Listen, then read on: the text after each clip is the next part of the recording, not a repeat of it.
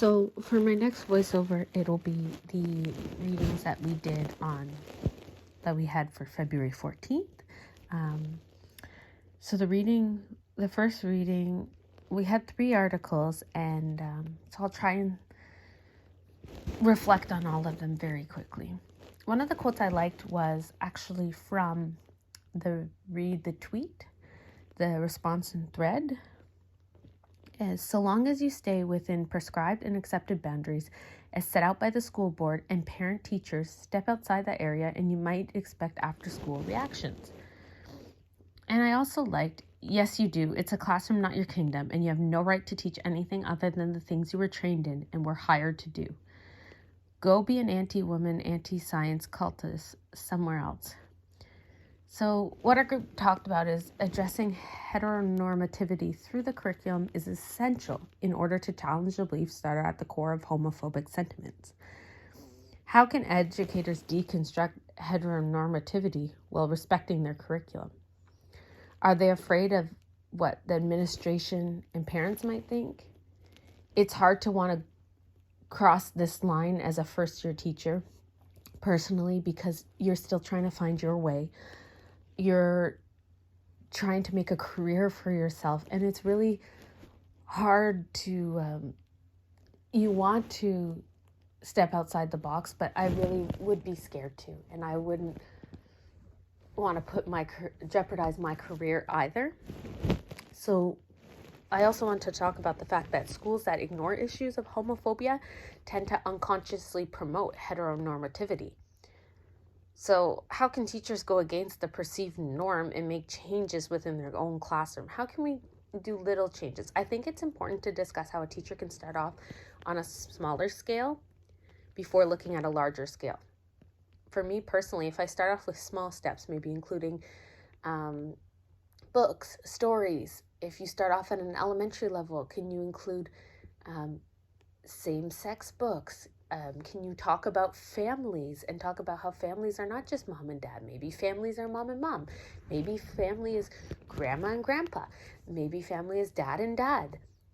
Little steps like that where you can include that in the curriculum and not feel that you are doing something that you might get in trouble for.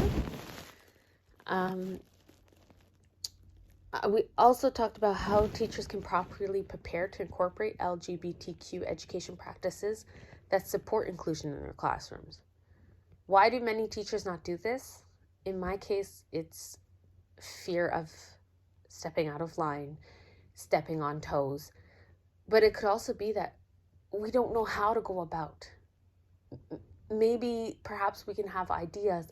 There could be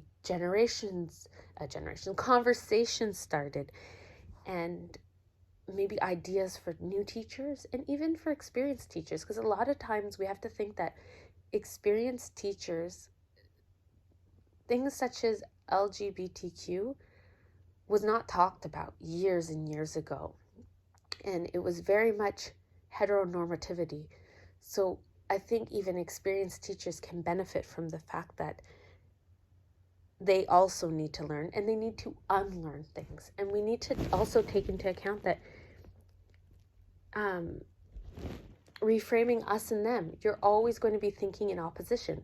When you collapse the framework and everyone is us, it becomes easier to find a solution to the problem. And sexual identity is hard to understand. That's what our group went over. And to identify it is not a black and white matter.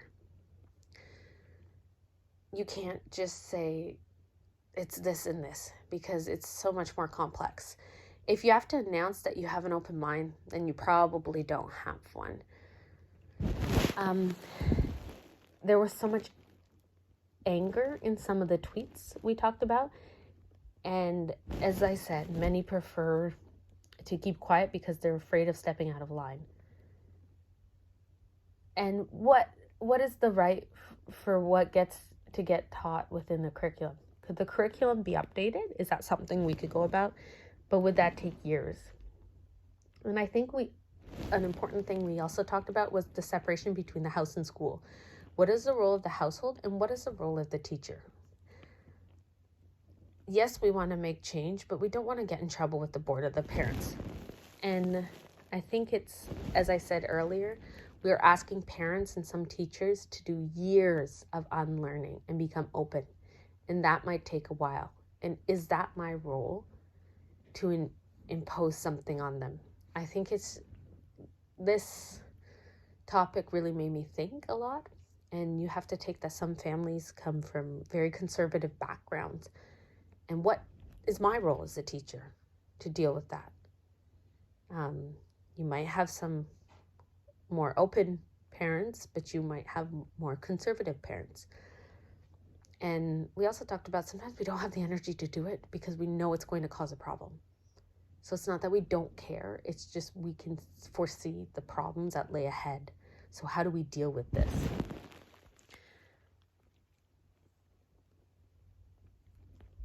We also talked about what is our job as teachers. We have to trample on the beliefs of others to move forward. We want to move forward, but we want to be respectful too. So how do we do that? I think one of the important things for me would be creating a safe classroom environment where everyone feels invited. That's my role as a teacher. That's my goal, what I want to attain in my class would be for everybody to feel welcome. Now, how can I do this? So I think that's where teachers need to start, and that's why I said to start on a smaller scale. Start within your classroom. Don't try and change the curriculum maybe, but start small, and you can still